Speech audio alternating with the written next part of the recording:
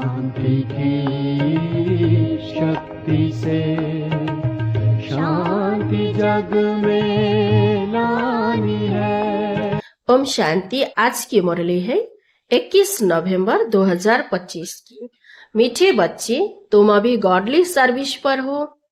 तुम्हें सबको सुख का रास्ता बताना है, स्कॉलरशिप लेने का पुरुषार्थ करना है। प्रश्न, तुम बच्चों की बुद्धि में जब ज्ञान की अच्छी धारणा हो जाती है तो कौन सा डर निकल जाता है? उत्तर है, भक्ति में जो डर रहता कि गुरु हमें श्राप न दे देवे, यह डर ज्ञान में आने से, ज्ञान की धारणा करने से निकल जाता है।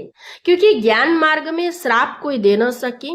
रावण श्राप देते हैं, बाप वर्षा देते हैं। रिद्धि सिद्धि सीखने वाले ऐसा तंग करने का, दुख देने का काम करते हैं। ज्ञान में तो तुम बच्चे सबको सुख पहुंचाते हो। ओम शांति।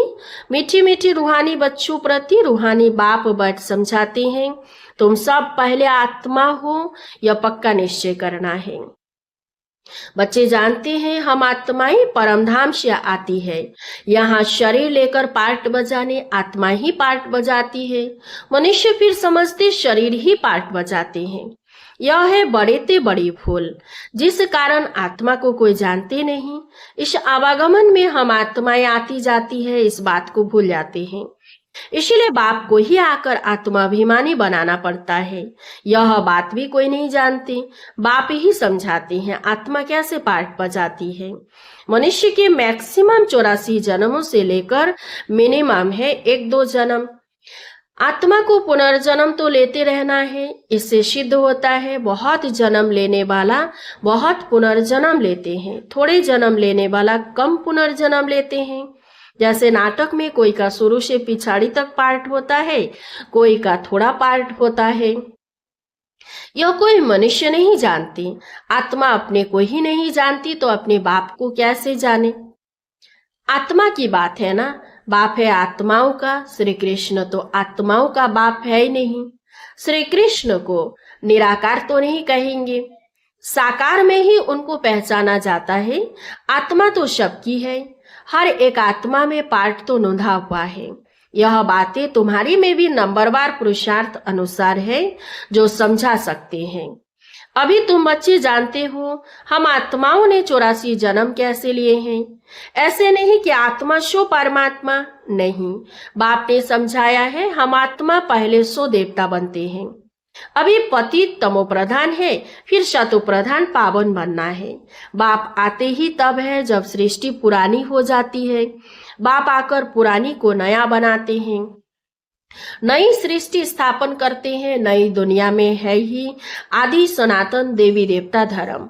उन्हों के लिए ही कहेंगे पहले कलयुगी शूद्र धर्म वाले थे, अब प्रजापिता ब्रह्मा की मुख वंशावली बन ब्राह्मण बने हो। ब्राह्मण कुल में आते हो। ब्राह्मण कुल की डिनाइस्टी नहीं होती, ब्राह्मण कुल कोई राजा ही नहीं करते। इस समय भारत में न ब्राह्मण कुल राजाई करते हैं, न शूद्र कुल राजाई करते हैं। दोनों को राजाई नहीं है, फिर भी उनका प्रजा पर प्रजा का राज्य तो चलता है। तुम ब्राह्मणों का कोई राज्य नहीं है, तुम स्टूडेंट पढ़ते हो, बाप तुमको ही समझाते हैं। यह 84 का चक्र कैसे फिरता है। सतयुग, त्रेता, फिर होता है संगम युग। इस संगम युग जैसे महिमा और कोई युग की नहीं है। यह है पुरुषोत्तम संगम युग। सतयुग से त्रेता में आते हैं, 2 कला कम होती है तो उनकी महिमा क्या करेंगे। गिरने की महिमा थोड़ी ही होती है। कलयुग को कहा जाता है पुरानी दुनिया, अब नई दुनिया स्थापन होनी है, जहाँ देवी देवताओं का राज्य होता है। वह पुरुषोत्तम थे, फिर कला कम होते होते कनिष्ठ शूद्र बुद्धि बन जाते हैं। उनको पत्थर बुद्धि भी कहा जाता है। ऐसे पत्थर बुद्धि बन जाते हैं जो जिनकी पूजा करते हैं उनकी जीवन कहानी को भी नहीं जानते। बच्चे बाप का जीवन न जाने तो वर्षा कैसे मिले। अभी तुम बच्चे बाप के जीवन को जानते हो, उनसे तुमको वर्षा मिल रहा है। बेहद के बाप को याद करते हो। तुम माता पिता हम बालक तेरे कहते हो तो जरूर बाप आया होगा, तब तो सुख घनेरे दिए होंगे ना। बाप कहते हैं, मैं आया हूँ अथाह सुख तुम बच्चों को देता हूँ। बच्चों की बुद्धि में यह नॉलेज अच्छी रीति रहनी चाहिए, इसीलिए तुम स्वदर्शन चक्रधारी बनते हो। तुमको अब ज्ञान का तीसरा नेत्र मिला है। तुम जानते हो हम शो देवता बनते हैं, अब शूद्र से ब्राह्मण बने हैं। कलयुगी ब्राह्मण भी है तो सही ना। वो ब्राह्मण लोग जानते नहीं कि हमारा धर्म अथवा कुल कब स्थापन हुआ, क्योंकि वह है ही कलयुगी। तुम अभी डायरेक्ट प्रजापिता ब्रह्मा की संतान बने हो और सबसे उच्च कोटि के हो। बाप बैठ तुम्हारी पढ़ाई की सर्विस, संभालने की सर्विस और श्रृंगारने की सर्विस करते हैं। तुम भी हो ungodly service only. God father भी कहते हैं हम आए हैं सब बच्चों की सर्विस में, बच्चों को सुख का रास्ता बताना है। बाप कहते हैं अब घर चलो। मनुष्य भक्ति भी करते हैं मुक्ति के लिए, जरूर जीवन में बंधन है। बाप आकर इन दुखों से छुड़ाते हैं। तुम बच्चे जानते हो त्राही त्राही करेंगे, हाहाकार के बाद जय जयकार होनी है। अब तुम्हारी बुद्धि में है कितनी हाई हाई करेंगे जब नेचुरल कैलेमिटीज आदि होगी। यूरोवासी यादव भी है, बाप ने समझाया है। यूरोवासियों को यादव कहा जाता है। दिखाते हैं पेट से मुसल निकले फिर श्राप दिया। अब श्राप आदि की तो बात ही नहीं, यह तो ड्रामा है। बाप वर्षा देते हैं, रावण श्राप देते हैं, यह खेल बना है। बाकी श्राप देने वाले तो दूसरे मनुष्य होते हैं, उस श्राप को उतारने वाले भी होते हैं। गुरु गोसाई आदि से भी मनुष्य लोग डरते हैं कि कोई श्राप न देवे। वास्तव में ज्ञान मार्ग में श्राप कोई दे न सके। ज्ञान मार्ग और भक्ति मार्ग में श्राप की कोई बात नहीं। जो रिद्धि सिद्धि आदि सीखते हैं वो श्राप देते हैं, लोगों को बहुत दुखी कर देते हैं, पैसे भी बहुत कमाते हैं। भक्त लोग यह काम नहीं करते। बाबा ने यह भी समझाया है संगम के साथ पुरुषोत्तम अक्षर जरूर लिखो, त्रिमूर्ति अक्षर भी जरूर लिखना है और प्रजापिता अक्षर भी जरूरी है, क्योंकि ब्रह्मा नाम भी बहुतों के हैं। प्रजापिता अक्षर लिखेंगे तो समझेंगे साकार में प्रजापिता ठहरा। सिर्फ ब्रह्मा लिखने से सूक्ष्म वतन वाला समझ लेते हैं। ब्रह्मा विष्णु शंकर को भगवान कह देते हैं। प्रजापिता कहेंगे तो समझा सकते हो, प्रजापिता तो यहाँ है, सूक्ष्म वतन में कैसे हो सकता।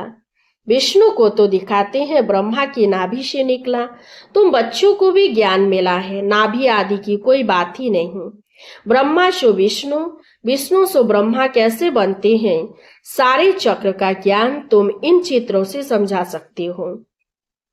बिगर चित्र समझाने में मेहनत लगती है। ब्रह्मा सो विष्णु, विष्णु सो ब्रह्मा बनते हैं। लक्ष्मी नारायण 84 का चक्र लगाकर फिर ब्रह्मा सरस्वती बनते हैं। बाबा ने पहले से नाम दे दिए हैं। जब भट्टी बनी तो नाम दिए, फिर कितने चले गए, इसलिए समझाया है।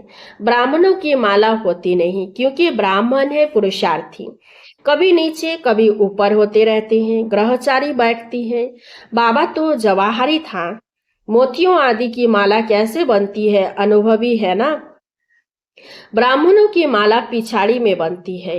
हम शो ब्राह्मण देवी गुण धारण कर देवता बनते हैं, फिर सीढ़ी उतरनी है, नहीं तो 84 जन्म कैसे लेंगे।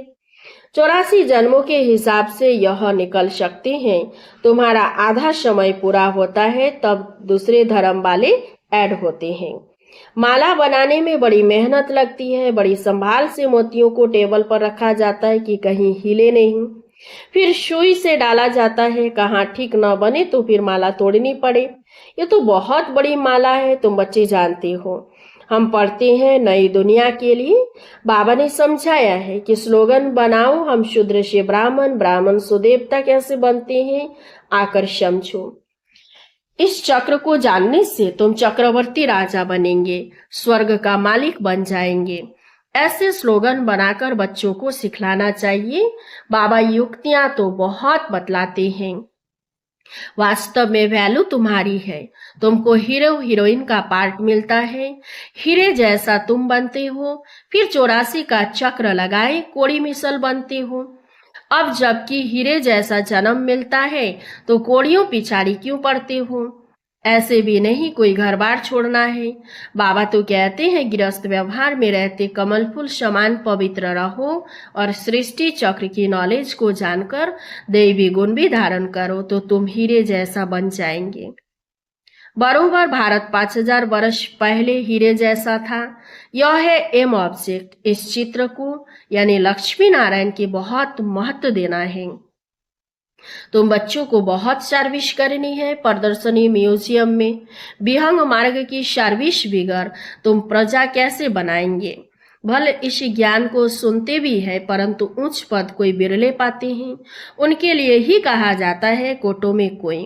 स्कॉलरशिप भी कोई लेते हैं ना।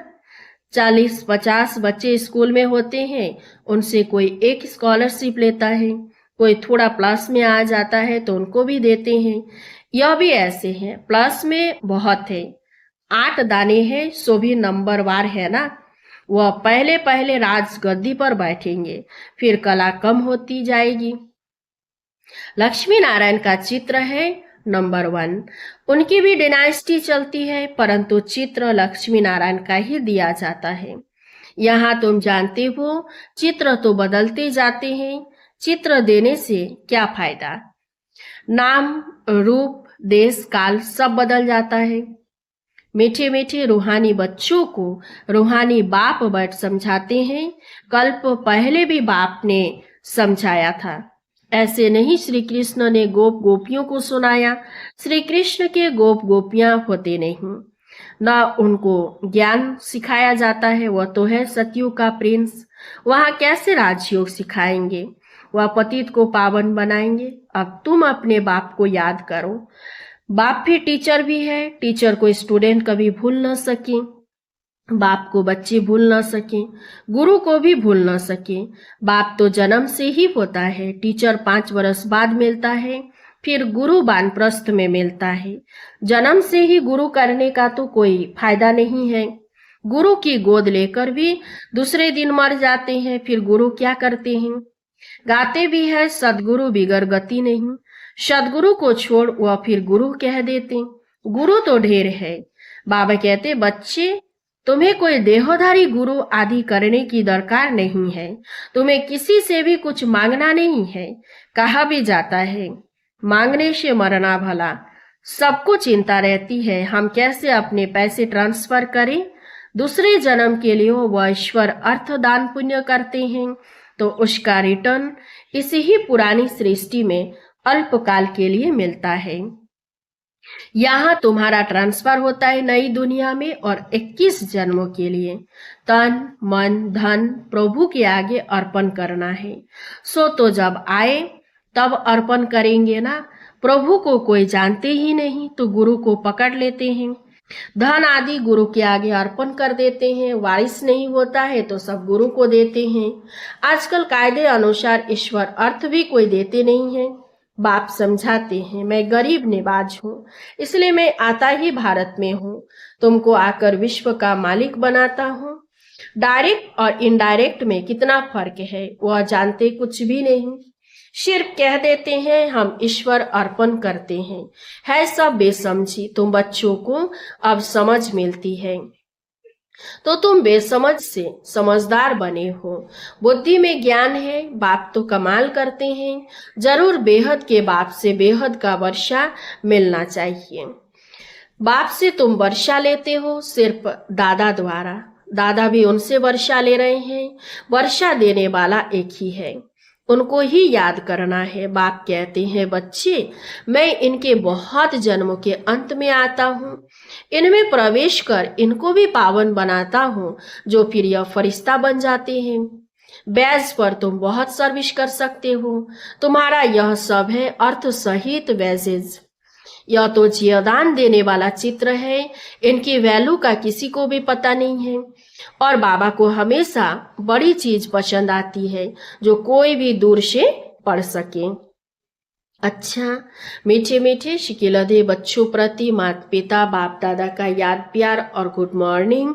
रूहानी बाप की रूहानी बच्चों को नमस्ते। हम सब रूहानी बच्चों की रूहानी बाप दादा को याद प्यार और गुड मॉर्निंग। नमस्ते नमस्ते नमस्ते। धारणा के लिए मुख्य साथ। 1 नंबर, बाप से बेहद का वर्षा लेने के लिए डायरेक्ट अपना तन मन धन ईश्वर के आगे अर्पण करने में समझदार बनना है। अपना सब कुछ 21 जन्मों के लिए ट्रांसफर कर लेना है। 2 नंबर, जैसे बाप पढ़ाने की संभालने की और श्रृंगारने की सर्विस करते हैं, ऐसे बाप समान सर्विस करनी है। जीवन बंध से निकाल सबको जीवन मुक्ति में ले जाना है। वरदान, ज्ञान कलश धारण कर प्यासों की प्यास बुझाने वाले अमृत कलशधारी भव। अभी मेजोरिटी आत्माएं प्रकृति के अल्पकाल के साधनों से आत्मिक शांति प्राप्त करने के लिए बने हुए अल्पज्ञ स्थानों से परमात्मा मिलन मनाने के ठेकेदारों से थक गए हैं, निराश हो गए हैं, समझते हैं सत्य कुछ और है, प्राप्ति के प्यासे हैं। ऐसी प्यासी आत्माओं को आत्मिक परिचय परमात्मा परिचय की यथार्थ बूंद भी तृप्त आत्मा बना देगी। इसलिए ज्ञान कलश धारण कर प्यासों की प्यास बुझाओ। अमृत कलश सदा साथ रहे, अमर बनो और अमर बनाओ। स्लोगन, एडजस्ट होने की कला को लक्ष्य बना लो तो सहज संपूर्ण बन जाएंगे। अव्यक्त इशारे, अशरीरी व विदेही स्थिति का अभ्यास बढ़ाओ। अशरीरी बनने के लिए समेटने की शक्ति बहुत आवश्यकता है। अपने देह अभिमान के संकल्प को देह के दुनिया की परिस्थितियों के संकल्प को समेटना है। घर जाने के संकल्प के सिवाय अन्य किसी संकल्प का विस्तार न हो। बस यही संकल्प हो कि अब अपने घर गया कि गया। अनुभव करो कि मैं आत्मा इस आकाश तत्व से भी पार उड़ती हुई जा रही हूँ। इसके लिए अब से अकाल तखत नशीन होने का अभ्यास बढ़ाओ। अच्छा, ओम शांति। इस चैनल को सब्सक्राइब कीजिए, लाइक कीजिए, कमेंट कीजिए और शेयर कीजिए। शांति की शक्ति से शांति जग में